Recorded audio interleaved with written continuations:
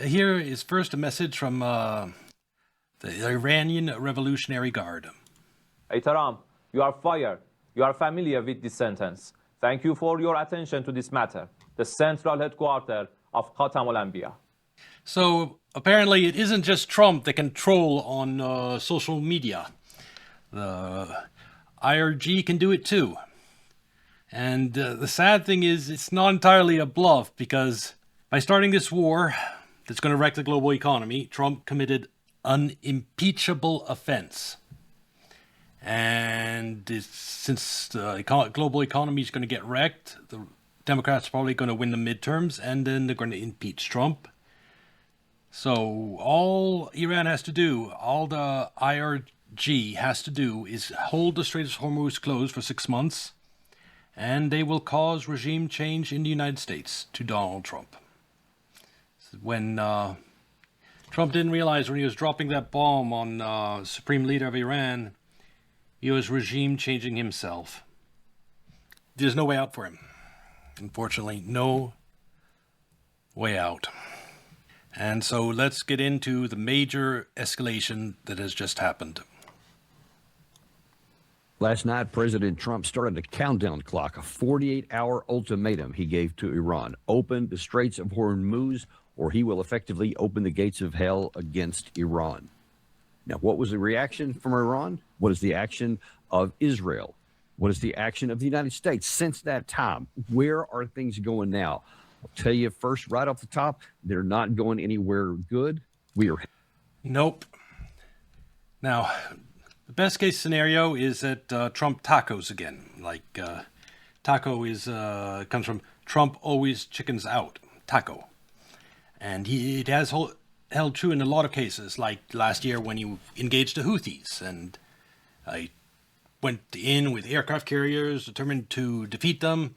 Then he failed to defeat them, and he declared mission accomplished, and he left. And that was an example of Trump taco. So if this ultimatum is another one of those, that'd be great. And we'll have to see, because I guarantee you Gulf leaders are screaming behind the scenes, don't follow through with his ultimatum, because the entire region will get wrecked if he does. I mean, what we've seen so far will be nothing compared to what Iranian does afterwards. They've been avoiding hitting power plants, desalination plants, and infrastructure in the Gulf. But if Trump escalates in that direction, they will. Heading into some real troubled waters, and so far the ultimatum has had the opposite effect of what President Trump may have hoped. Yeah, we just saw the Iranian guards basically saying "fuck you" to Trump, that you're fired. That is their response to his ultimatum. It has hardened and solidified opposition in Iran. It has hardened and solidified the position of Israel.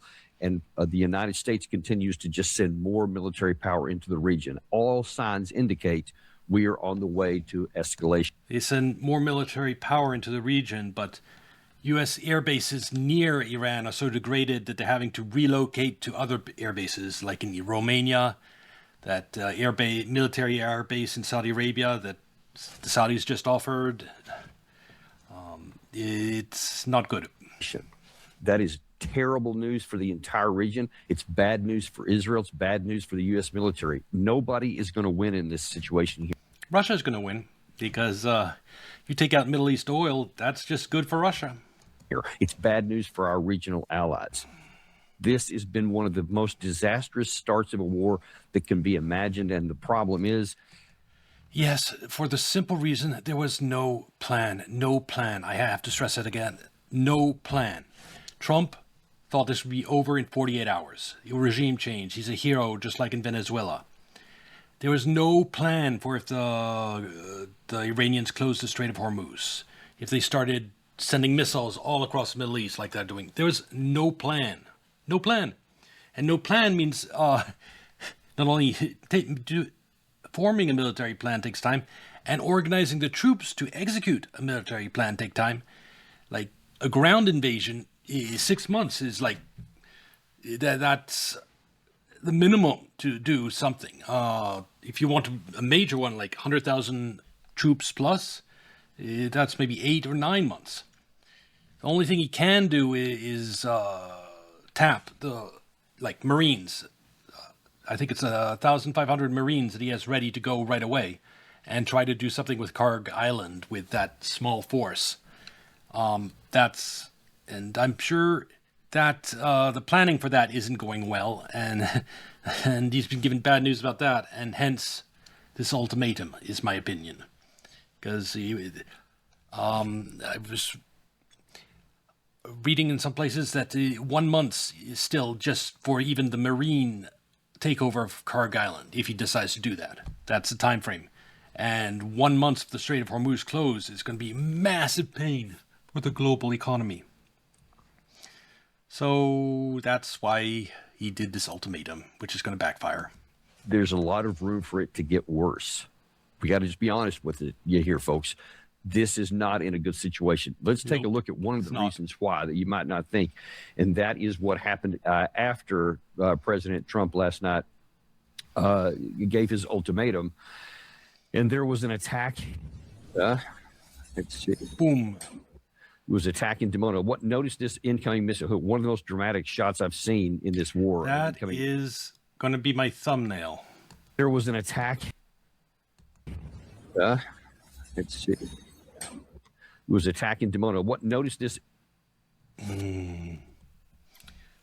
Yeah, that's a good image of a missile coming, and boom. Incoming missile. One of the most dramatic shots I've seen in this war of an incoming missile. This is in Dimona, and you can see no air defense missile intercepted this. It just came straight in and hit straight on it. No even attempt to intercept it. Its target. Now, there were some other angles, actually quite a number of angles of this in various released on X last night. And you could see that there was a lot of missiles in the air. That's one of the big ones that went through. There was some attempted air defense missiles going up, but like all these cases, even in those cases where you do have some intercepts, and there have periodically been some, percentage-wise, they're very low. And all the Iranians have to do is send enough missiles to overcome whatever there may be in interceptors. I hear that it briefly appeared in Israeli media that the IDF is considering rationing what's left of its air defense missiles, its interceptors. And then that article was quickly scrubbed. But yes, we've reached the point that I said we would when the war started, where Israel is running out of air defenses. Or there may be some cases like this where there didn't appear to be any.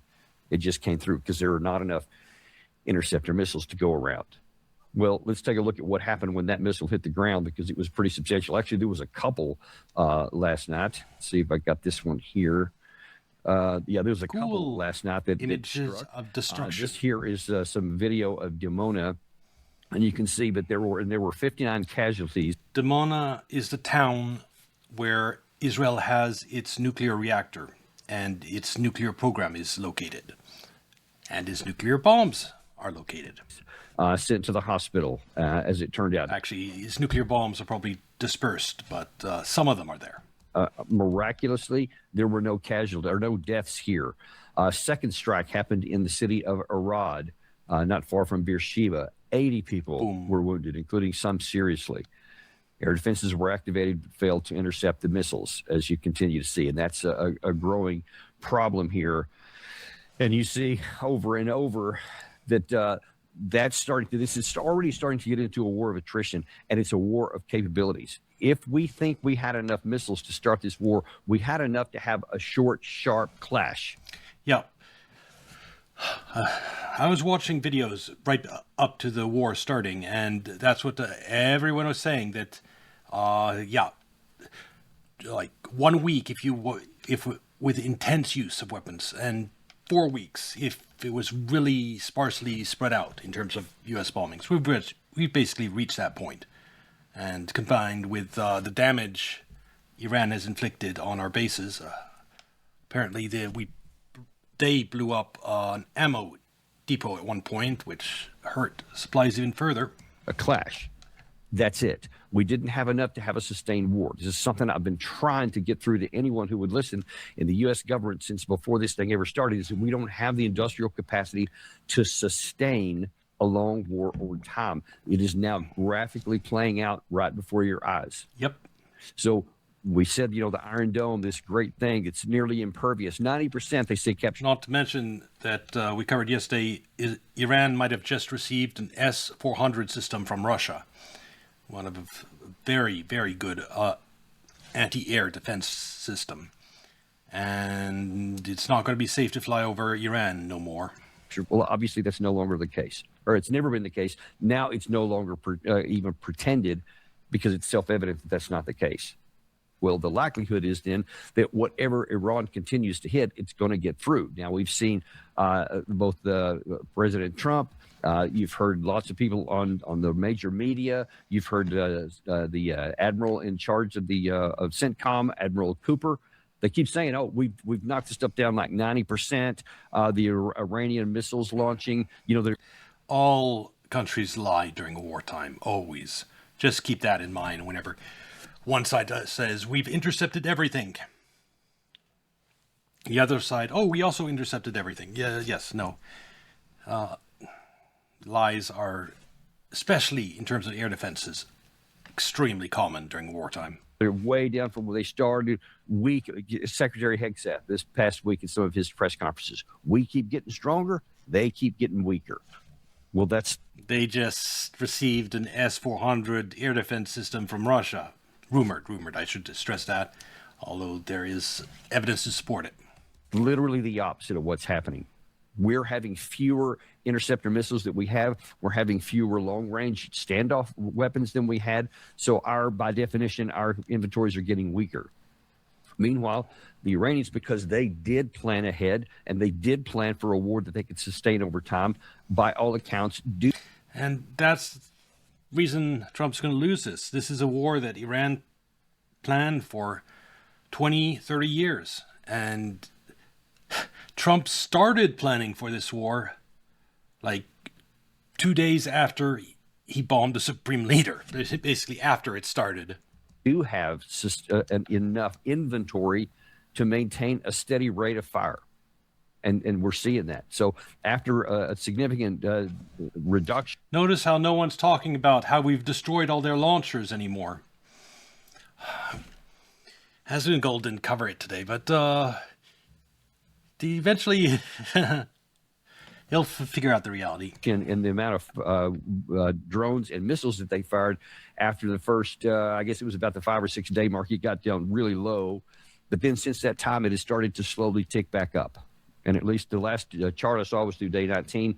Today is day 23. They continued to increase each day. And according to the Iranian side, they had always held in support and in reserve some of their better, newer stuff. They were shooting a lot of their older stuff, they said. Now that it seems that maybe there was some truth to that. Maybe it wasn't just bluster, because more things are getting through and they're firing better missiles that have huge striking power. This is only going to continue.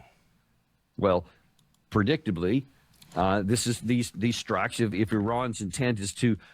I need to find a good chart of Iranian missiles launched. I know that they launched 3,000 missiles as of yesterday, and which is more than some analysts said they had at the start of the war. Bring the reality of the war to Israel and show them, well, you can't sustain this over time, so we need to have an end to this. If that was the intent, it's certainly not going to be the result. Let me show you actually what Benjamin Netanyahu said in his defiant stance right after that, not Beersheba, but Dimona.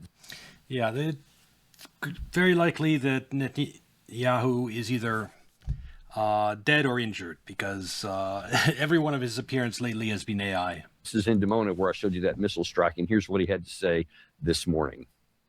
Right next to the holy sites of the three monotheistic faiths, the Western Wall, the Church of the Holy Sepulchre, and the Al-Aqsa Mosque. Another video from him. Well... And by dint of a miracle again, none of them were hurt, but they were targeting the holy sites of the three major monotheistic religions. Third, they fired an intercontinental ballistic missile on Diego Garcia. That's 4,000 kilometers. I've been warning all the time. They have now the capacity to reach deep into Europe. They already have fired on a European country, Cyprus. they are putting everyone in their sights. And fourth, they're stopping a maritime international route, energy route, and trying to blackmail the entire world. What more proof do you need that this regime that threatens the entire world has to be stopped? Israel and the United States are working together for the entire world. Yeah, he keeps hitting that same theme there. This is not just for us. This is not just for America. This is for the entire world. We need everybody to come together. He is desperately trying and now using this as an opportunity to try and get all the Gulf Arab states to join physically in the war, not just in support or in, saying that we'll help you with some, off the books help. No, he wants them to actually act. Of course, he's also trying to get European countries. He wants them physically in the war. It's always been Netanyahu's intent to draw as many people into the war on his side. He obviously succeeded with the United States. Now he's trying to get others in there. So far from being cowed by what happened here and the fact that their air defense systems are being exposed as being very porous, instead of saying, hey, let's get this war over with, he's saying, let's escalate it. Let's ramp it up. Yep. Because he really does want to completely destroy. Sorry, I was checking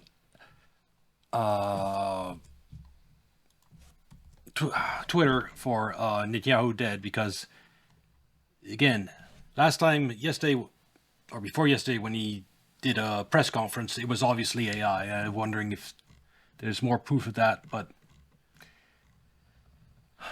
it's if he is alive and, well, he might have been injured and he recovered, or he just decided to fuck with the world by releasing a bunch of AI videos of himself. That's also a possibility. Or this could also be AI. I haven't looked into it. I don't know. But I do know that at least two of probably the 4 videos that people said were AI were probably AI. So I don't know why that happened yet. But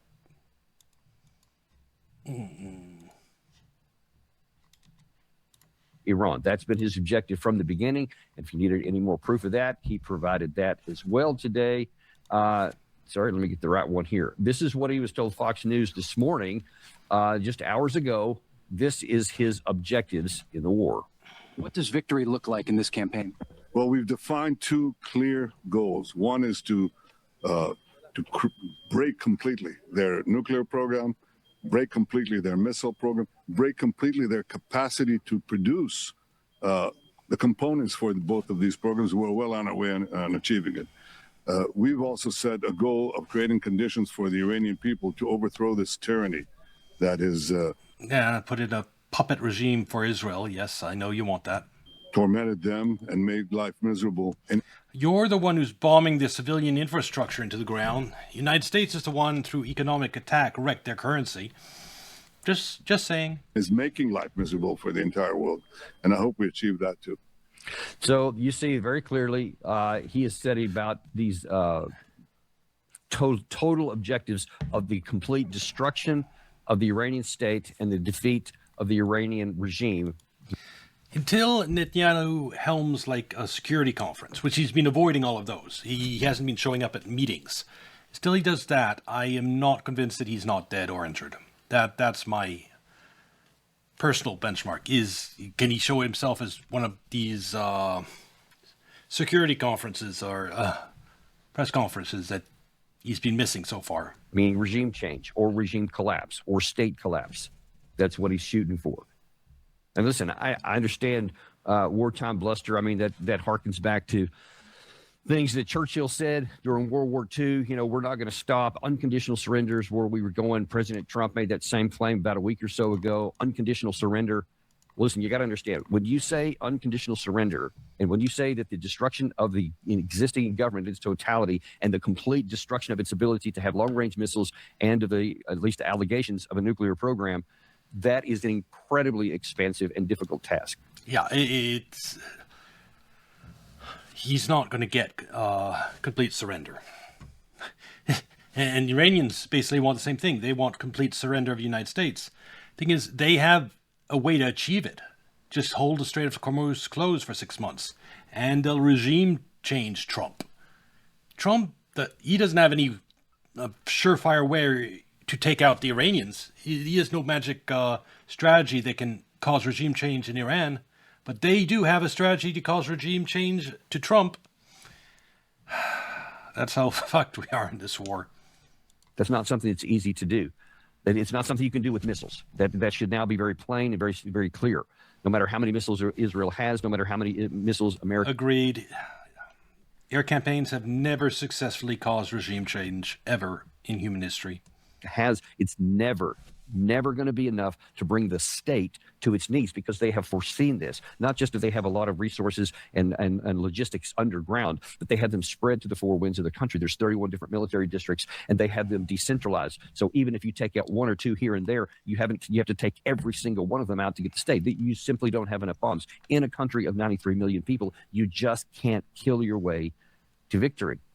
And I mean, just look at what we did. You need boots on the ground, an invasion, if you truly wanted to cause regime change. But Iran is 4 times the size of Iraq.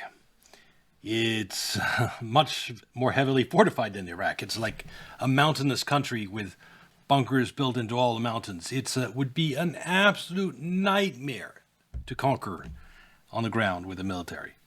And that is one of its geographical strengths. There's no getting around that, together with the Strait of Hormuz. It's just, you did not want to tangle with the Iranians.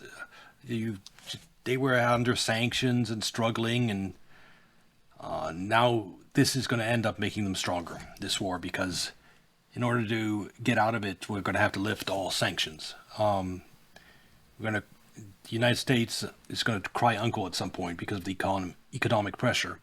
And it might not be Trump that does this. Maybe he might be impeached, and it's Vance that has to do this humiliating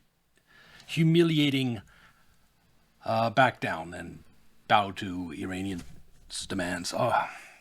It's going to be end of the myth of U.S. superpower. In Japan. Unfortunately, for the U.S. Entire cities that never brought them to their knees. We had literal clouds of bombers that would fly over their countries. That's after we had air supremacy, and they could do almost nothing with air defense. And it just carpet bombed the place. It never brought them to their knees. It didn't bring Britain to their knees when the Nazis were doing it in the first part of the war. Not once in history. That's just not what... I've told you, North Korea was all but obliterated. North Vietnam was all but obliterated by bombs and missiles. It never brought any of them to their knees. And we're not a fraction of the way here, because we don't have the ordnance. Yugoslavia, another example of being bombed endlessly and not accomplishing anything. We don't have it in our stockpiles. You could drain every missile in Israel and every missile in American inventory, and you still wouldn't succeed. That's the reality. And that should be a sobering acknowledgement. Just look at history, even recent history. This is what Asmongold doesn't want. Like when he says the other day, just destroy them. We can't. We can't. It's never worked. Not once. We can't destroy them with air power alone. And Iran is a nightmare to invade because it's all mountains and it's heavily fortified. And it's 90 million people with 1 million army. Yeah, we can't. There is no way to take them out. Eventually, Asmongold will understand that. History. Going back maybe 100 years and everything in between. You cannot bomb somebody into submission. Of course, the recent ones, look at Hezbollah. They were decimated. All of their leaders were knocked off, from the top to the generals, everybody, just completely obliterated. And yet it set them back for a time, and then they returned, and now here they are still engaging in this war again, less than a year later. You have Hamas in the Palestinian, this tiny little strip of land in the Gaza Strip. Hamas still they around. Still have not been healed. You have the Houthis. Although I don't really think that's fair, because I'm pretty sure Netanyahu doesn't want to wipe out Hamas. He funded Hamas for a decade between 2012 and 2022, the October 7th. He was the one who funded it. The money came from Qatar via suitcases full of cash and went through Israeli checkpoints with the Israeli blessing to Hamas. And the strategy of supporting Hamas is to disrupt the peace process, to make sure there's never a two-state solution. So as long as there are Palestinians living in Gaza, Netanyahu wants Hamas to exist. It's an excuse to keep bombing them, what people say, genociding them. So I think that they've intentionally left Hamas alive, Israel, so that I mean, aren't they still starving Palestinians as we speak? Who, by the way, overnight said that if there's an attack on Kharg If they actually got all Hamas, they wouldn't have an excuse to do that, would they? Island, some reports are saying that they're going to shut down the Red Sea Strait down in the south. So that could get worse too. They haven't gone anywhere. And by the way, that is the issue I have with the left with regard to Israel and Hamas and all these people in the United States that support Hamas. Well, you know who also supports Hamas? Netanyahu. Because Hamas is a tool to oppress the Palestinian people. When this October 7th, Hamas delivered exactly what Netanyahu wanted, an excuse to level Gaza into the ground. And even now, Hamas is, by simply existing, giving Netanyahu an excuse to starve the Palestinian people in Gaza. So why do you think that a country of 93 million can be bombed into oblivion? It just can't. You're setting yourself up to try and attain a military objective that you don't have the resources or the capability to do. And that even includes the absence of a ground force. Whatever's being talked about with this Kharg Island excursion is nothing but a distraction. You're not going to solve anything by, even if you successfully take that island and you run the risk of having a catastrophic failure because the enemy is well aware that that's a main target, or any of the other ones. Maybe it's a deception and you're really going to go somewhere else. That wouldn't matter because you're not going to take a pinpoint. With those few troops, with the 82nd Airborne, the 31st Marine Expeditionary Unit, the 11th Marine Expeditionary Unit. Well, Trump could get a lot of Marines killed, and he might be able to secure Kharg Island temporarily. Until bombing and drone attacks drive us out of there, because to me, it's never a question, can we take Kharg Island? I think we probably can. It just would be extremely costly, but it'd be even more costly to hold Kharg Island. And from an Iranian perspective, it's like, you want to gather hundreds of U.S. troops right off our shores where we can just shoot at them endlessly? Come on in. That's not enough in totality to accomplish anything of an operational impact on this war. You can get a lot of people killed. You might even temporarily hold on to something, but it won't make any difference. It won't change the outcome. It won't open the Strait of Hormuz. It won't defeat the Iranian side. It won't destroy their missile capability. It won't destroy whatever's left, wherever these 450 kilogram of reprocessed material, and it's not going to do anything to take away the regime. Yes, we're not going to accomplish any of our objectives in Iran. And all we get out of it is a wrecked global economy. The destruction of the myth of American military supremacy. Those two things, the end of the petro-dollar, all the things we get out of this Iran conflict are bad for the United States. Steve, I'm saying here, you're going up against something that you can't succeed, and you're emphatically saying these are our results here. But also understand the verbal results of this.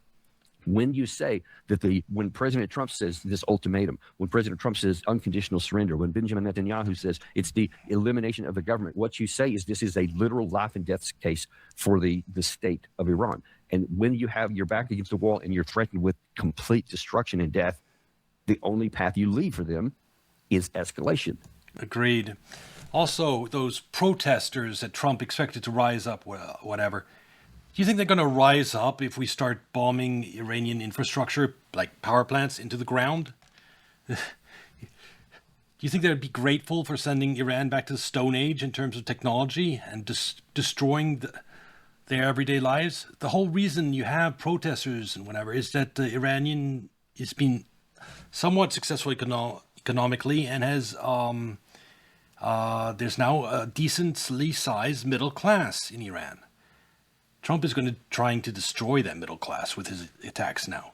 Do you think they're going to be grateful for that? Is all out. And that's exactly what we're seeing. And let's just take a look. Here is Professor Morandi. That Iranian fan of Asmongold that is doing these videos to send to him. He won't be able to send no more videos without electricity. Trying to explain how the how the Iranians view this. And, he's at the University of Tehran. Obviously, he takes a lot of this personally. Here's how he views it. Either Trump backs down or Trump carries out his threat. If he carries out his threat, then I think we will strike very hard at these Arab family dictators. Yeah, and everyone's just talking about Qatar, whatever, Saudi Arabia. Those are dictatorships. They're U.S. puppet states. There's no voting in those countries. I do not empathize with them. Dictatorships, and that will be the end of, it will be all downhill from then. To open the Strait of Hormuz, it really won't matter anymore. That's what I've been saying for weeks now. Iran has enough drones, Shahed drones and missiles to level every bit of oil infrastructure in the Gulf, from Iraq to UAE. And that's, if Trump decides to try to bomb Iran into submission, it's all going to get leveled. And it doesn't matter if the Strait of Hormuz is opened or not, if there's no oil to get, because everything's to extract oil is already gone. Because there won't be any more oil or gas or tankers to move that oil. And therefore, the global economic crisis will be permanent for the years to come. Yeah, you're talking about then 3 to 5 years before they rebuild everything. That's it'd be 3 to 5 years. 5 years being fully back online, maybe, or mostly back online. Wow, we're going to have high oil prices for a while. So that's not a good sign here. I mean, you see that he's basically saying we have nothing left to lose. What he described there is basically scorched earth. If President Trump acts on his ultimatum, and that's going to be in Washington, D.C. time tomorrow night, Monday night at 7:44 p.m., because in his Truth Social, he expressly said. Yep. Tomorrow's stream will be exciting because Trump's ultimatum will end during the stream tomorrow. You know what? On that attempted air defense missiles going up, but like all. You know what? On that 49th hour, President Trump will make good on that. He'll take care of their energy, electricity production facilities, some of their other oil production facilities, and then that'll be it. It'll be problem solved. Doors will be open. Nope. Hormuz will be found. They'll drop all their resistance. The price of oil will go back. Yeah, like I said, this war from the U.S. side is based on wishful thinking, pretty much. Wishful thinking that you kill the supreme leader, there'll be regime change, and we'll be able to put our own puppet government in. Then wishful thinking, let's bomb a desalination plant and some of the oil infrastructure and have poison gas released near the Capitol and acid rain. And maybe that'll force them to open the Strait of Hormuz and surrender. But no. Then we bombed their big LNG production facility and damage it badly. And we think maybe that will force them to surrender. They turn around and bomb the LNG plant in Qatar instead.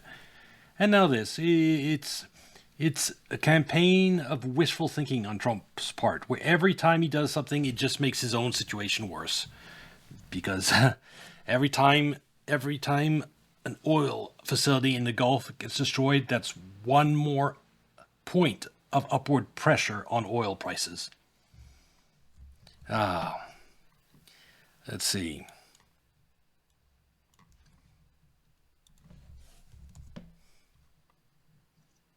Dollarized reserves to finance their own debt. Let's go to the One beginning of of this. the articles on The Economist. Here is what it says. They call the operation of Donald Trump Operation Blind Fury. And it says that war... That is a good one, because it really is... He has no idea what he's doing, unfortunately.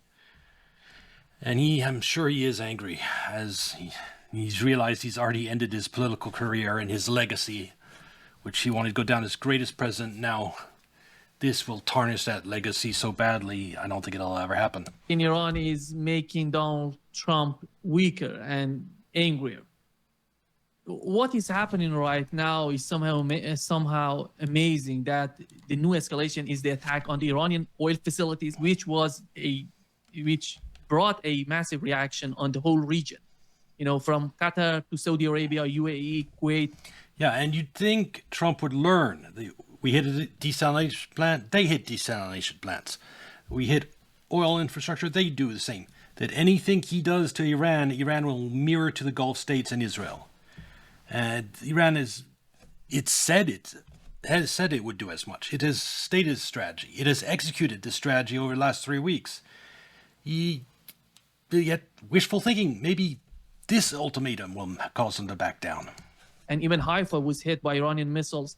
As we know so far, Reuters reported that Qatar has lost 17% of its production capacity of LNG. And that could be a huge issue for the market. But at the same time, that is Europe getting completely fucked, because even if the Strait of Hormuz opened, that 17% is still lost. And the gas prices, when they already have very low inventory levels,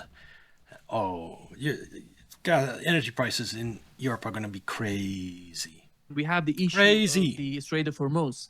And before, Michael, coming to your understanding of what is going on right now, here is what Scott Bessent said about unsanctioned, because the difficulties coming out of the Strait of Hormuz is just putting a lot of pressure on the global economy. Here is what Scott Bessent said. They break the glass plan across the administration and at Treasury. We unsanctioned Russian oil. We knew that there were about 130 million barrels on the water, and we created supply that is beyond the Straits of Hormuz. So we anticipated this. We knew that there could be a temporary, and I want to emphasize temporary, choke point there. And there was they unsanctioned that oil, but most of it was bought by India. And India has come out and said, we would have bought it whether you unsanctioned it or not. So 30 million barrels of floating storage. In the coming days, we may unsanction the Iranian oil that's on the water. It's about 140 million barrels. So depending on how you count it, that's 10 days to 2 weeks of supply that the Iranians had been pushing out. That would have all gone to China.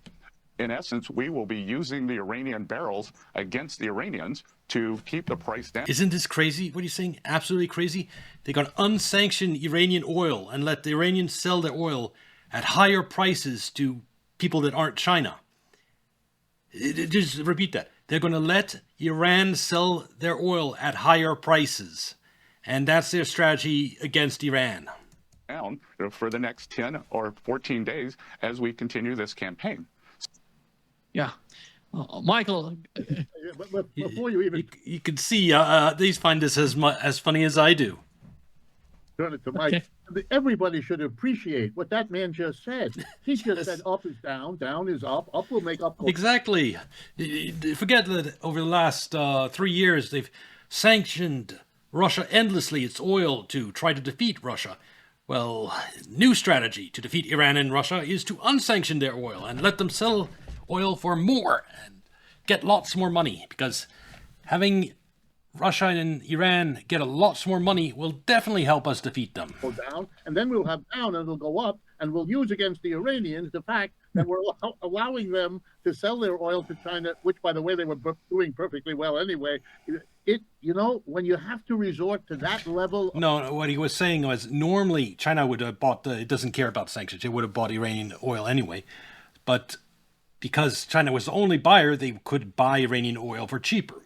By unsanctioning Iranian oil, they're letting people like Japan buy the Iranian oil, and that means it's competition, and the oil might not go to China, but Japan might bid more money for it, and basically Iran sells its oil for more.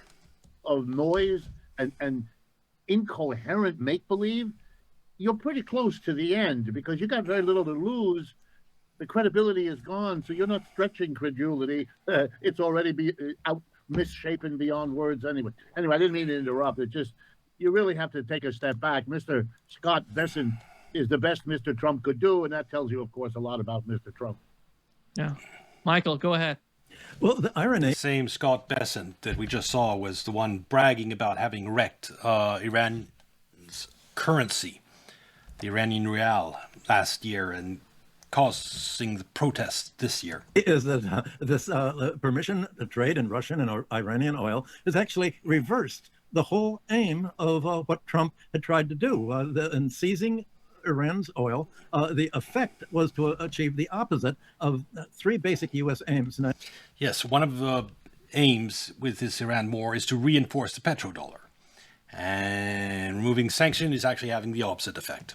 I had the day, since we're running later, to put what I'm saying in order. So I want to just say the three ways in which Trump's attack has just reversed the whole strategy of American foreign policy. First, by closing the Strait of Hormuz, Iran has imposed the military equivalent of sanctions on OPEC oil.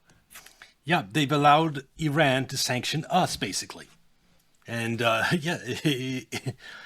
and again, they never could have closed the Strait of Hormuz without something as extreme as us bombing the supreme leader. That's basically the only thing that would have extreme enough that they would actually deal with all the problems closing the Strait of Hormuz causes. Forcing resort to Russian oil, Iranian oil, and ultimately in the future of oil from the very countries that the United States was trying to prevent selling. So this has reversed the U.S. sanctions against Russian supplies of oil.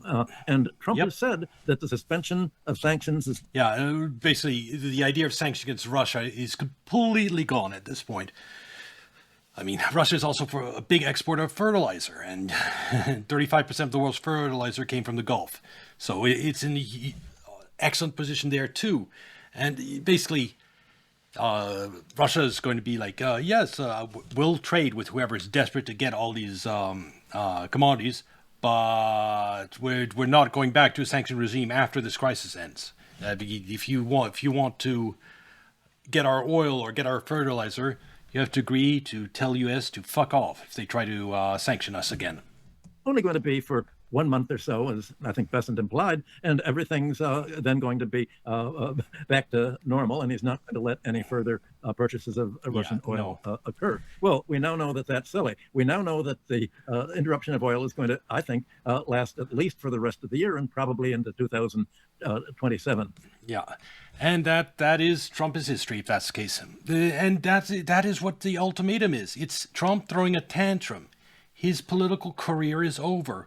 And he doesn't want to go quietly, so he's throwing a tantrum. And this ultimatum is that. Now, will he go out quietly, will he back down and not completely wreck the Gulf?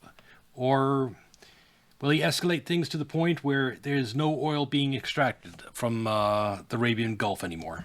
Now, the second thing I want to point out is the U.S. hopes for the whole last half century, since 1974, has been to become the major financial recipient of OPEC's buildup of foreign exchange wealth funds and foreign reserves. And these savings have been in the form of OPEC purchases of U.S. bonds and stocks and U.S. bank deposits. So destroying OPEC... Yes, OPEC is a big part of how we fund our deficit. Not only do the selling all the oil in dollars encourage everyone to hold dollar reserves, these OPEC countries basically put all the money they make into the United States. And it's funny, people say like Saudi Arabia is so rich now. Nah, because I guarantee you, if they tried to liquidate all their treasury holdings or whatever, there would suddenly be U.S. Treasury Secretary say, we're putting some restrictions on that. You can't sell all these assets that you've bought because that would create economic problems for us. Basically, it's an IOU that they can never cash in, and eventually the dollar will depreciate, and it will. Those huge reserves that Saudi Arabia and others have in the United States will be worth practically nothing. And Saudi royal family basically helped the United States loot their own country, and didn't invest any of the money from the oil back into their country. They invested it into the United States, where it will poof vanish. That is the purpose of the royal family in Saudi Arabia and these other Gulf states, to basically fuck over their countries. Export capacity now is obliging these countries to start selling off their dollarized reserves to finance their own debt-burdened economies. Yes, he's saying sell off the dollar reserves, but I guarantee you that U.S. has bases in all these places, and there'll be conversations like you're not allowed to sell off these reserves, these things. You need to hold them. That's part of the agreement. Part of the agreement that we helped pop up your undemocratic regime here in the Middle East is you keep your money in the United States. And yeah, you're not allowed to sell them. So, and they own deficits that they're running now that they're not having any inflow of oil exports. And the third point that is something that Richard and I have been talking about for the last half year, the whole enabling... Because we're going to get to it a bit. United States is going to be running record deficits because of this war. And that means it's going to be needing to sell a shit ton of U.S. treasuries. Do you think it wants these Gulf states selling their treasuries at the same time? That would just make everything harder. No. They won't allow that. Myth of the U.S. demands for subsidy from foreign countries. And it's funny because it'll expose like all these undemocratic rulers of the Middle East as being puppets of the United States, when even when their country is suffering like that, they don't sell off their U.S. reserves. NATO as well as OPEC is payment for America's efforts to protect these countries against the threats from Russia, China, and Iran. Well, that whole idea of the U.S. as a protector and deserving financial support through NATO and through OPEC's purchases of arms, U.S. arms that obviously we now see don't work, is destroyed. And Trump's attack on Venezuela and Iran and his threats to attack Greenland, even Canada, have shown that instead of protecting his allies from Russia, China, and Iran, the United States itself is the greatest threat to world stability. Yes, that is okay. What's happening here, it's worth getting into. The reason Trump doesn't respect international law, and that has to do with his experience over the last few years. He respected it, laws and everything, a lot more during his first term. But the laws had been used against him repeatedly and in ways that are completely unfair. And like the court case against him in New York, both the civil and the one and the penalties and the criminal one, there was no real crime and they still convicted him. I'm okay. I'm not going to get into that. But the point is that not only Trump, but his entire base, like the Asmongols of the world, have slowly come around to the opinion that all these international institutions and laws and everything are all bullshit and aren't worth respecting. You watch Asmongold streams, you'll see this opinion in these things, in his view that the UN is just there to restrict us, that, and during COVID, like the World Health Organization destroyed a lot of its credibility there. And that's extended to all of them. And so basically, Trump's base doesn't respect the world international order. And that's why Trump doesn't either. And it's become the world's major sponsor of terrorism in its support for Ukraine against the Russian speakers, Israel against the Palestinians. And that's why he figured he could just do whatever the fuck he wants with regard to Canada, Greenland, Venezuela, Iran. And because there's no constraints on his actions. He doesn't need to worry about the UN approving whatever he decides to start, like in Venezuela. He just did that with Maduro without going for approval to the American people, Congress, or the UN. And he is right in a way that he is not constrained by international law. That is not what's constraining him. And it's not what's defeating him in Iran. What's defeating him in Iran is military reality. You don't start a war you can't win. That is the problem with what Trump did. Not the fact that he ignored international law. It's that he started a war he couldn't win. Qaeda in Syria generally. So as part of this Cold War system, I think the failure of U.S. arms to protect allies has led them to realize that if they really need military protection against this ridiculous threats that Russia, China, and Iran are the main danger to them, and seek to conquer their neighbors, well, then the U.S. arms are not going to help them. Iran's missiles and drones have... Yes, that's another thing I mentioned a little bit ago, but the myth of U.S. __fixar__Kabul. Hello, Hand Fixer Kabel. Have to hand it to Richard Wolff. He made a career out of grifting. Well, any commenters, grifting, spew the entire career, and their income depends on spewing their opinions. So, yes, there's, and it's always grifting to the side who doesn't like what they're saying. But I can tell you at least I'm not grifting in the sense that everything I say I believe in. I can promise you that. Easily avoided the Israeli and Arab OPEC defenses, and in fact have depleted them, and that enables Iran from here on in to bomb their attackers at will, and neither the U.S. arms nor the promises to defend them work. So what is? Yeah, as I was saying, yes, this is U.S. military prestige is taking a massive hit in this Iran war, and I knew it would. When you start a war with incredibly low stocks of interceptor missiles, and Iran knows you have really low stocks of interceptor missiles, you're starting a war in a position of weakness, and Iran definitely exploiting that weakness by sending all these missile barrages, especially if they're less sophisticated missiles, just to drain interceptors down, so they can saving their good stuff for when we don't have much. He's a colleague that works as economic professor. He has a game. Yeah. Richard Hoff. Yeah. Well, he isn't the one that's I've been listening to. It's this guy. And if he says points that I do not agree with, I will not agree with them. I don't know the history of all these professors. I just agreed with a lot of the points in this video. That's why I'm watching it. Is it that leads other countries not to step in right now and saying we can't afford to let the United States and Israel threaten the entire world economy and plunge our economies into financial crisis and force us to close down entire industries, lower our employment, causing unemployment, while gas prices and the price of heating homes rise and put a squeeze on consumers and force them into debt.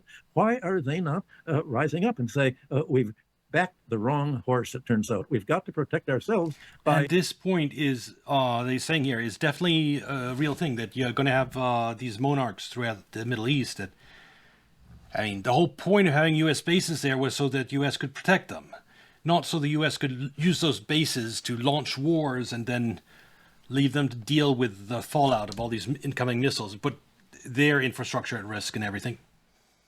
Yep.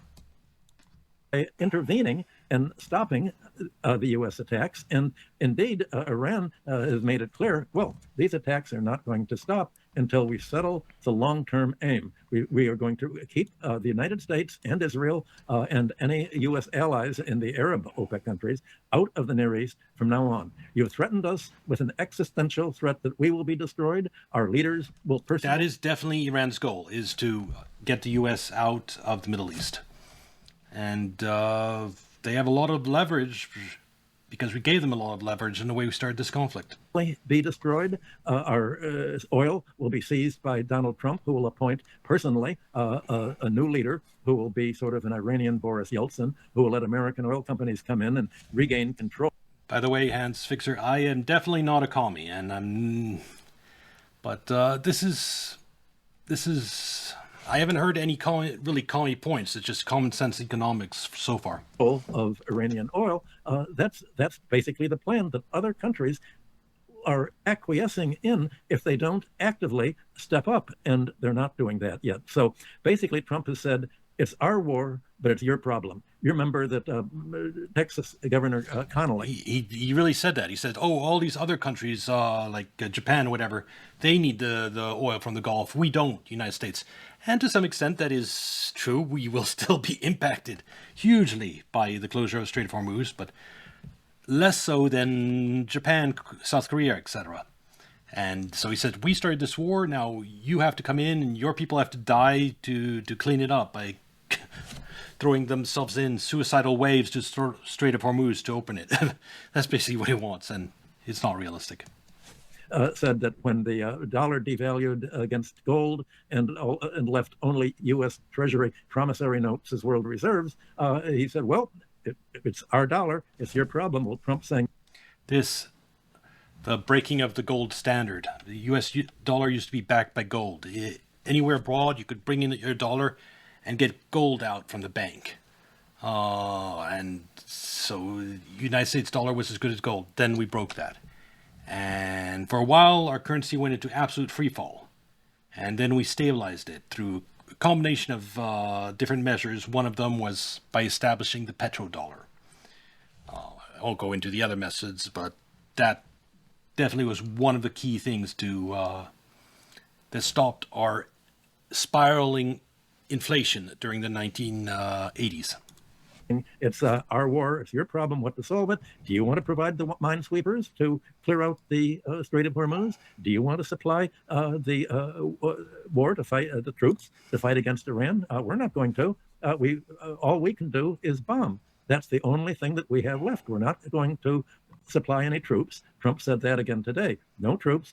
All we can do is bomb, and we're going to target Iran's oil field again if Iran continues to fight for its survival.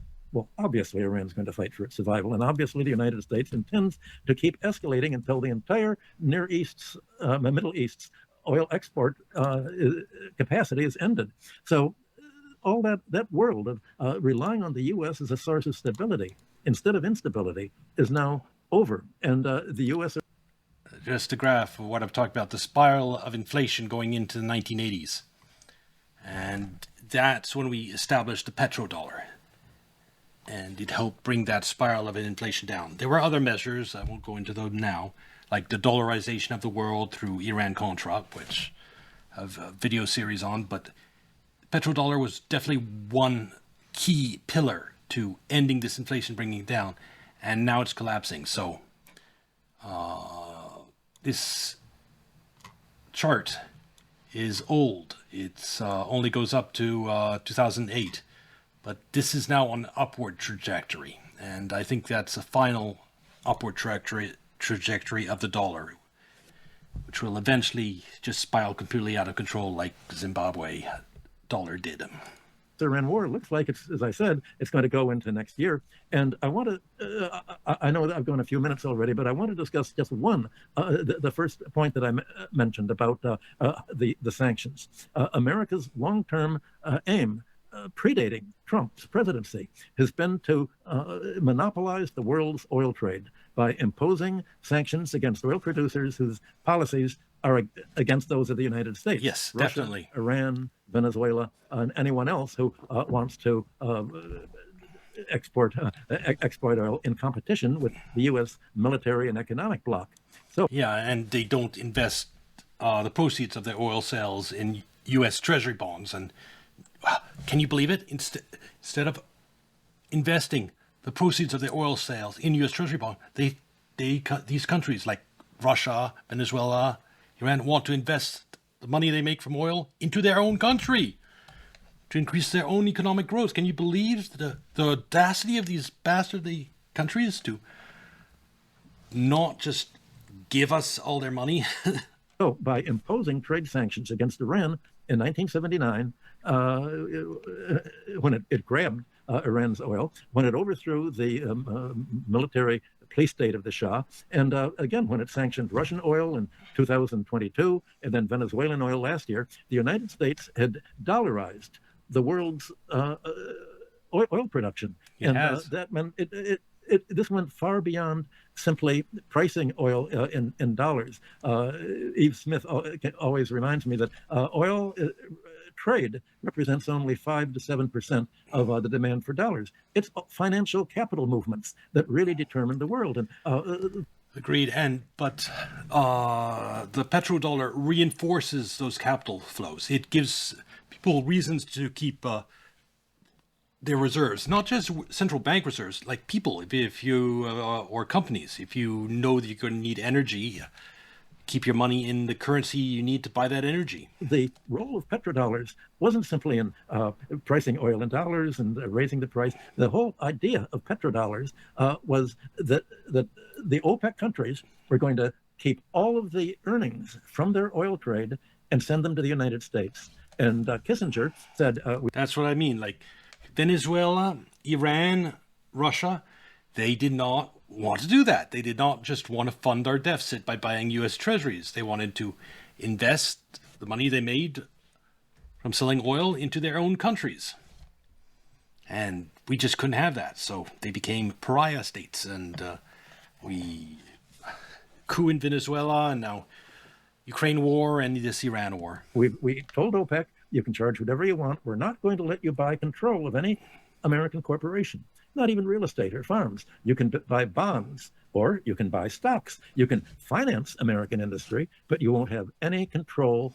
And the thing about the way the U.S. financial system works is if you buy stocks because of margin lending and stocks get loaned out against treasury collateral, I just said. So it creates demand for treasuries either way, whether you buy treasuries directly or you put something in an ETF or you put something in stocks. And the way the U.S. financial system works is no matter what you put your money in, it pretty much ends up in U.S. treasuries. To use your ownership for any of your own purposes, unlike the whole purpose of the United States when it invests. So OPEC countries account for 40% of the world's oil trade, 20% of the total oil production, but 40% of the trade. So if the Strait of Hormuz lasts more than a few months, this is going to plunge all these oil-dependent countries into a depression, and they've already announced trade. This is an important point you just made, so I want to go back to it. If the Strait of Hormuz countries account for 40% of the world's oil trade. That means the oil coming out of the Gulf is 40% of the oil that's bought and sold. That means there's oil that, like a lot of the oil the United States produces, it consumes domestically. It isn't available for sale internationally. And same thing with other producers of oil. You have to subtract what the domestic use is. So the amount coming out of the Gulf was 40% of the oil that was available on the international markets to buy, and that's gone. 40% of, so for anyone who's a buyer on the international market, this is devastating. 20% of the total oil production, but 40% of the trade. So if the Strait of Hormuz lasts more than a few months, this is going to plunge all these oil-dependent countries into a depression, and they've already announced we're having to sell off our national funds. We've had to sell off securities, presumably U.S. bonds and bank deposits. There'll be capital restrictions. They'll try to strong arm any one of these Gulf states trying to sell their U.S. dollar reserves into not doing it behind the scenes, because it's bad publicity to do anything official, but they will do it officially if you want, if they need to prevent, again, the United States is going to have to sell a massive amount of treasuries to finance this war.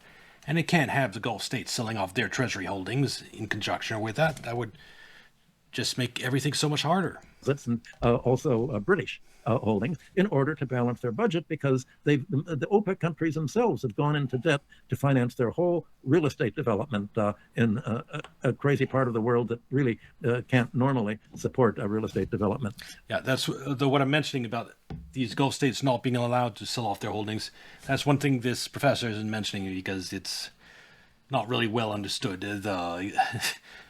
The relationship between the U.S. and these puppet dictators in the Gulf, because they are puppets that have to do what we say. So world oil prices, along with the international stock market and the foreign exchange rates. You can tell that by the fact that they're going along with this war, despite the fact that it's most likely going to completely wreck their country and their economies. Have already announced their willingness to sort of compensate for the slowdown in OPEC exports by releasing their own national reserves of oil. Well, okay, that's going to take care of a few months, but then all of the national reserves that they've saved for just such a war emergency are going to be empty, just like their arms supplies are going to be empty. And all that's going to do is postpone the crisis to a point where when they don't have any more oil to throw on the ground, when they won't let Russia and Iran replace OPEC as the world's major oil exporters, then there's going to be a crash. So what are other countries going to do? Are they going to say, all right, we're going to shift away from reliance on OPEC, which was a key to the U.S. financial system? Forget the trade system, the financial system, the balance of payments, all of these. Yes, this war has terrible implications for all that. Yes, it's going to make us harder to finance our deficits. It's in all types of ways. Fund holdings and stock holdings. Because even if the Gulf countries don't actually sell their U.S. holdings, it still doesn't change the fact that they're not putting any new ones in like they're supposed to. The Saudi prince gets to live a lavish lifestyle and pretend he's ultra wealthy billionaire, as long as he keeps pouring in billions of new dollars into the U.S. Treasury market. And he's not doing that right now, so we've lost a lot of our funding for the U.S. deficit with this Iran war. And bank deposits, all of that is going to be begin to be reversed. And so this is what Trump has done, is reversed this basic financial aim of U.S. control of the oil trade that was supposed to be the buttress of its ability to control other countries. And so to further help prevent a serious energy crisis, as we just said, Trump has said, well, Besant has said, you can buy Russian oil trade. A lot of this is already on ships. Well, what's going to happen after 2 weeks or 2 months when the ships have unloaded their oil? Besant and Trump willing to say, all right, OPEC still isn't exporting any oil because its oil facilities have been blown up. So I guess you can continue to buy Russian. If this 48-hour ultimatum goes badly, all the oil facilities will be boom. And Iranian oil as far as the eye can see. Well, what a change that is from what was supposed to be the whole buttress of America's control of oil and hence its energy trade and hence all of the chemical industries and the fertilizer industries and everything else based on the oil trade. All of that is threatening America's closest allies, NATO. So you can watch the rest of the video if you want. It goes into a little more detail about the petrodollar collapse, but I think that's enough to get the point that yes, this is undermining the current global world order, which centers around the US dollar, the petrodollar, and these Gulf states' role in propping that up. All right, let's go into the next video I have. Is that there are fake AI videos of him giving speeches. And it's... Yeah, the Netanyahu bid. So I'm still skeptical. Apparently, there's a new video of him out in crowd. I haven't looked to see if there's any evidence of AI in that, but listen to this. Fake. So people are speculating. Pretty blatant these are fake. Exactly. Disappearing rings, appearing white shirt sleeve. Yes, definitely were fake. That he is dead. Why would Netanyahu drive 50 minutes to a cafe in Jerusalem mountains during a war just to prove he's alive? That's the reason I have this part, because it's an excellent question. Why wouldn't he hold a cabinet security meeting or address the public through a press conference instead?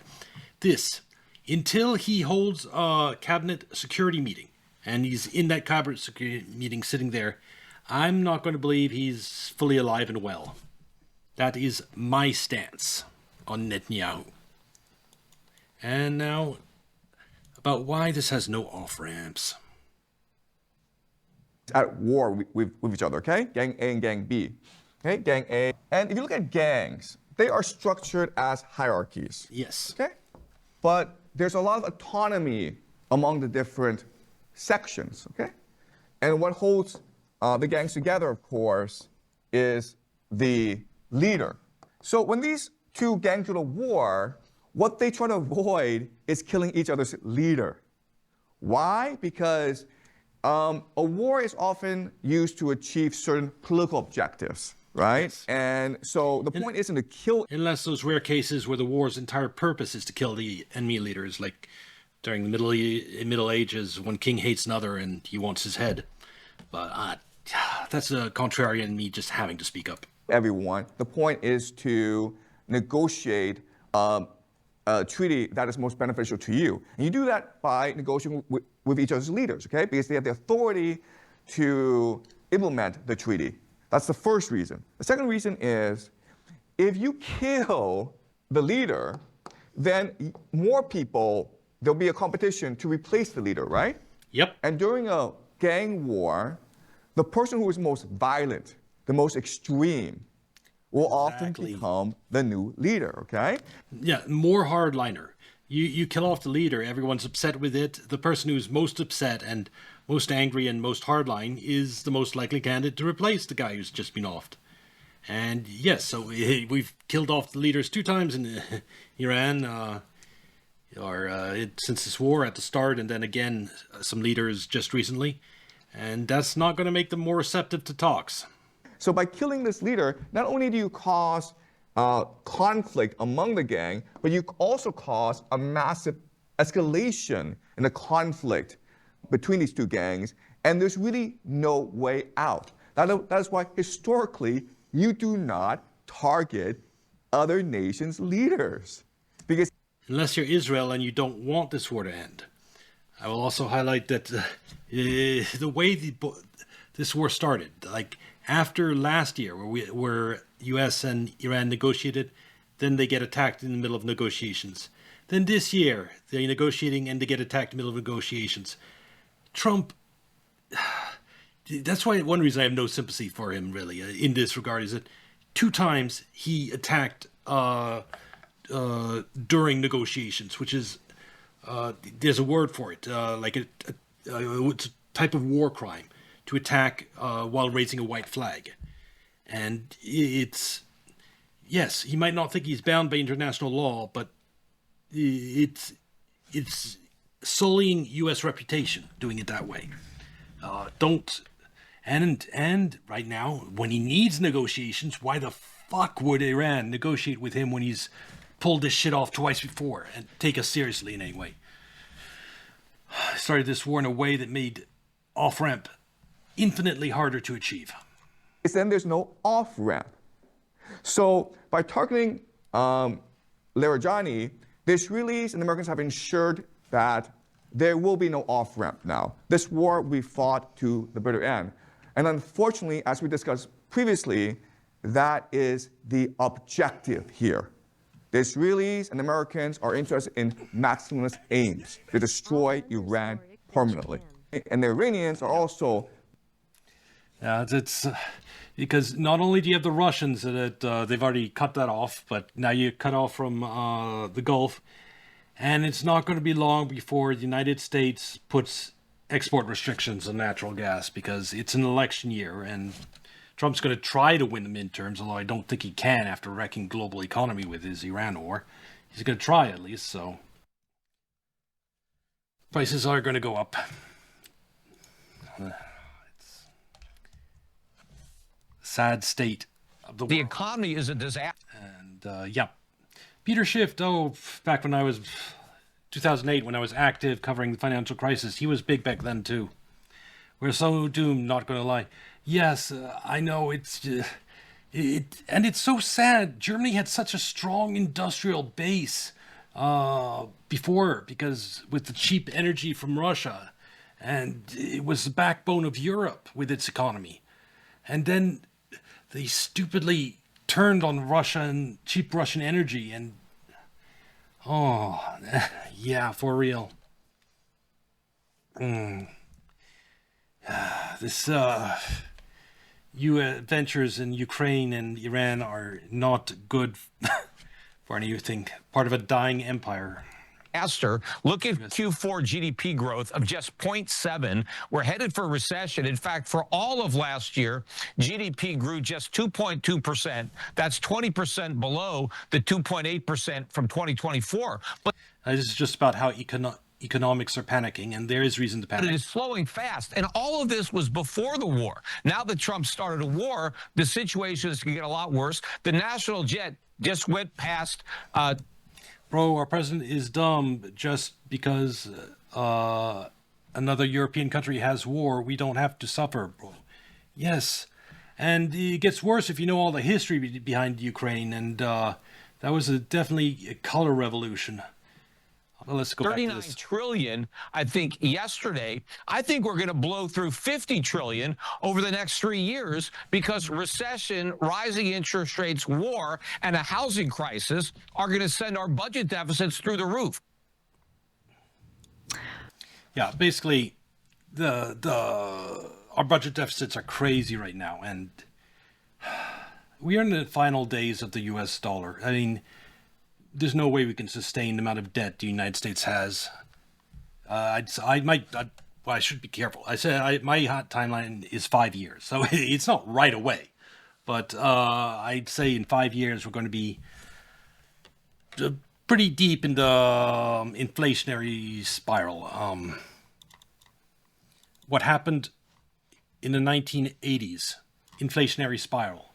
We're heading for another one of these. except there's going to be no disconnect and going down. It's going to just continue up parabolically. So I'd say we're about here with 5 years before it starts getting up to over the double-digit inflation. Just throw my predictions out there for people to hear. And this is...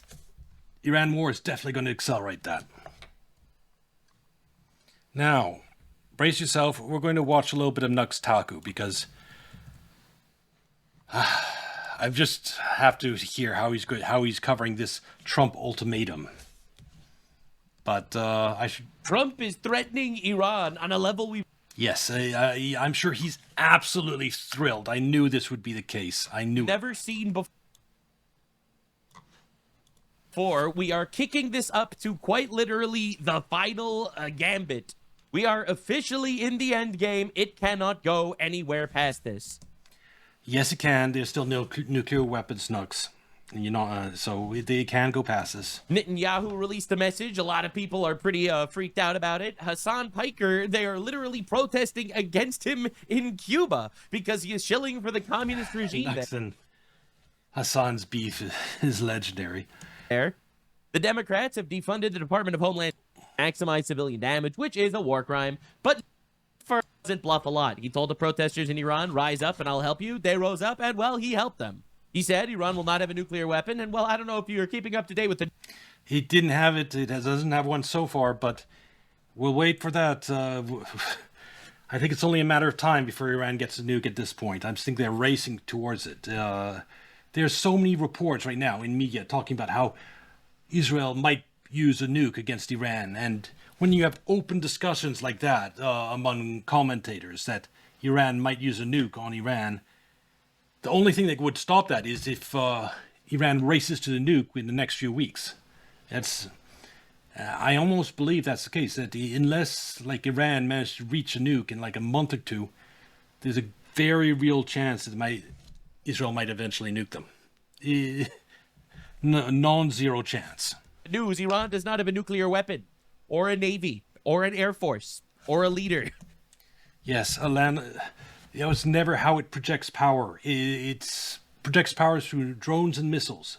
That's where it's poured its military investments. So, it's that's the thing. Oh, I knocked out Switzerland's navy, but Switzerland's a landlocked country. No, it doesn't matter. They have some boats on a lake. We knocked those out. That's amazing. Yeah, what? It doesn't matter. It doesn't matter. Iranian navy never mattered. Those bastards got whipped so fucking hard, it's diabolical. Trump straight up clearing the leaderboards on the Ayatollah to Lucifer pipeline speedrun. It's insane. Any percent Iran supreme leader to 72 virgins pipeline is just fucking insane. But the reality is, this escalates the war. I'm just curious, has he streamed recently? I noticed that he has not streamed in quite a while. I wonder if it's because of the amount of blowbacks he's getting on his streams because of the anger against this war. I just see, has he streamed anything? No, 3 weeks ago. He has not streamed since the start of this war. That's interesting. New place. So all of these are just recorded on his own, not streamed. Now we were, and that's important because in Asmongal's case, he at least interacts with chat these days. He's going to learn the truth eventually, probably a lot faster than Nux Taku. But Nux Taku, he's in his own bubble. No one is bringing up facts like destroyed radars or low stockpiles of interceptors. Striking military targets. This is, well, some people call it a war crime. I actually call that fake and gay. All right, no one cares about war crimes. Iran's been doing war crimes since the war started. They're attacking their neighbors unprovoked. They're attacking energy sources, desalination plants. They're attacking whatever they fucking can. They're targeting civilians. They're using cluster munitions to quite literally maximize civilian damage, which is a war crime. But no one actually gives a shit about Iranian war crimes. So therefore, I don't actually believe in playing into this whole game where we have to abide by our principles, but you don't have to abide. Asymmetric warfare is gay. All right. And the people that trick you into thinking that you need to make believe that you need to be held to a higher standard than your enemy is retarded. The Democrats are allowed to. The higher standard? You know that when Israel and the United States bomb desalination plant in Iran, we don't give advance warning. We just bomb them without no notice in a way that maximizes the amount of civilian deaths. When Iran does a reprisal, they send out a warning ahead of time. And so desalination plant in Bahrain is evacuated, and yes, the facility is destroyed, but no civilian deaths. So Iran is waging this war in a much more humane manner than the US and Israel. Just letting you know that, Nux, if you ever watch this. To weaponize the justice system against Donald Trump, but Donald Trump is not allowed to imprison his political opponents. Fucking bullshit. Donald Trump's going to imprison all of his political opponents, and he should. Iran doesn't get a pass. Wow, Nux is really going off the deep end. Oh, they're terrorists. They do war crimes. There's nothing new. No. They're terrorists. So therefore, we will do everything at our disposal to obliterate. By the way, about imprisoning Trump's political opponents, if they've actually committed crimes, real crimes, then yes, I support that. But if they haven't committed crimes, then not so much. Them completely. All right. That said, I'm not a huge fan of this idea of actually bombing their power plants. I'm sure Donald Trump has a... Wow. That's a bit of sanity from Nux. Let's hear more. Strategy here that I'm not aware of, and I shouldn't be aware of it because I'm just a blue read. Yes, this is what I've been waiting for. This is a bit of reality. He doesn't understand. Well, I can explain it to you, Nux. It's because Trump is fucked. He's completely realizes he's politically fucked by the closure of the Strait of Hormuz, and this is a desperate last-ditch gamble. Yeah. And if he's doing stuff like this, you have to understand that things are not going well with this war. I wish he could hear that.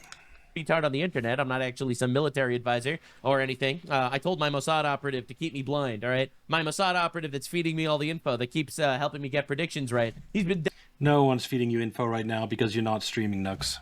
Dead silent lately, so something insane is going on. And we'll see where it goes. I'm a little bit scared about this one, I'm not gonna lie. This is a bit terrifying. That's good.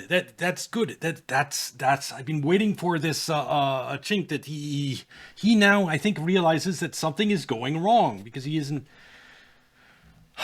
only not dumb. He's just propagandized is the real problem. He's been the whole Western narrative about Iran, etc. He probably think Iran is #1 sponsor of terrorism, like Asmongold. He's been propagandized, and he isn't actually dumb. And so he can see that this is with Trump's tweet there, and then Iran says we'll just destroy infrastructure throughout the Gulf. He can look at that and go like, that doesn't look like it might turn out too well. But yeah, so Nux is slowly grappling with reality. It was the first chink that it's really satisfying. There'll be more. Where you sort of like, this isn't going as expected. This is not right. Why is this happening? And he'll come to grips with reality. Said, Iran says it will target enemy energy infrastructure and desalination. Exactly. He sees this part. Plants of the U.S. strikes Iranian power plants.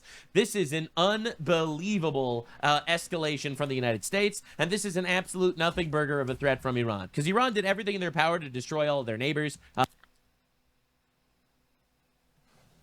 Oh my God, when I said he's propagandized, wow. They have not... Okay, the only time Iran destroyed a desalination plant in Bahrain is after Israel bombed one in Iran. So right away, the U.S. bombs one desalination plant in Iran. Right away, instantly, Iran bombs one in Bahrain. Right away, without any problems. They wanted to bomb it, they did bomb it. Then the same thing with the LNG facilities in Iran.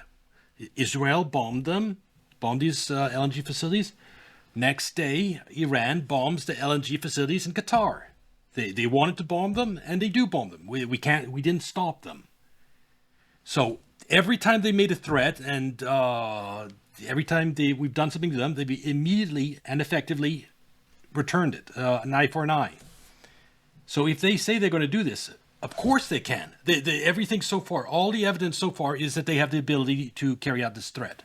They've had the ability to carry out every one of the threats they have made. And the fact that, I don't know if Nux is unaware of all this, or he thinks that things are going well in the Gulf, and he still has a long way to go in terms of coming to grip with reality. This is literally nothing new at all. Iran's been saying this forever. Iran's been targeting whatever they possibly can forever. No, that is not not true at all. They only targeted desalinization once, and when they targeted, they hit it.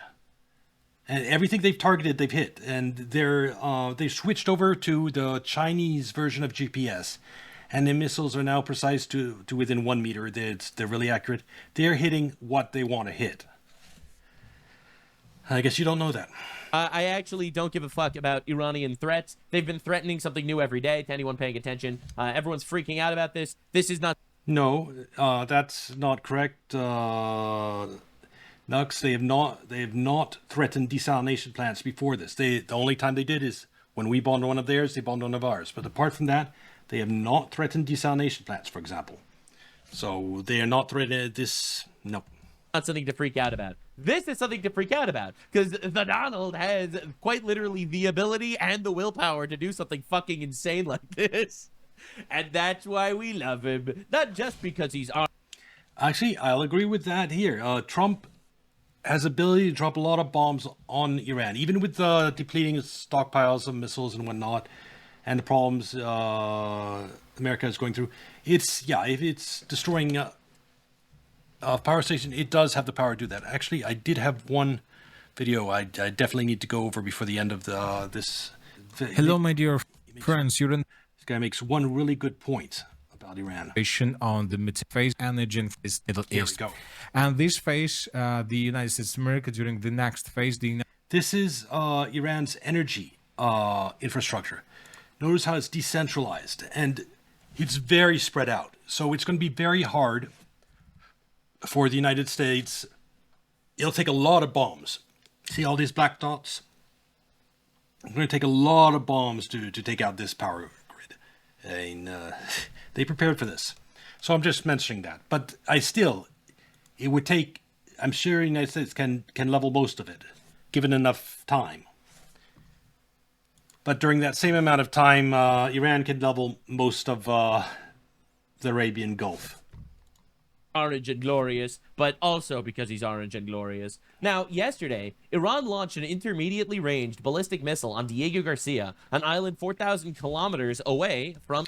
Wow, Nux covering a story that shows Iran's threat. Iran. This was massive. I covered this in my previous video in detail, but something insane happened. All right, this means only 3 European countries are out of range from Iranian ballistic missiles. Iceland, Ireland, and Portugal. Every other European country is quite literally able to be targeted and struck by Iran.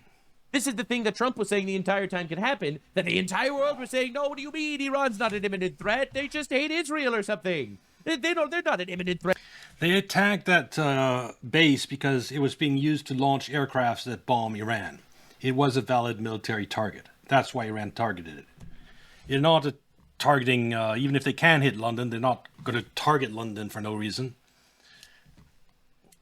Okay. Threat to any other nation? Well, that was proven false completely. Iran proved its missiles can reach far beyond the Middle East. It fired 2 intermediate-range ballistic missiles at Diego Garcia, a joint U.S.-UK military base sitting 4,000 kilometers away in the middle of the Indian Ocean. Neither hit the base, thank God. One fizzled out and fell into the ocean, and the other one was intercepted. However, a 4,000-kilometer range Tehran literally could strike Paris, London, and most of Europe.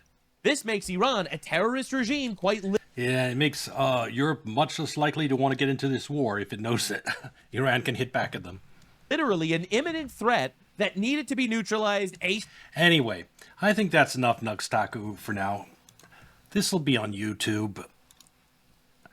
Like and subscribe, come watch on Kiko or Twitch, and I'll see you in the next video. Bye-bye.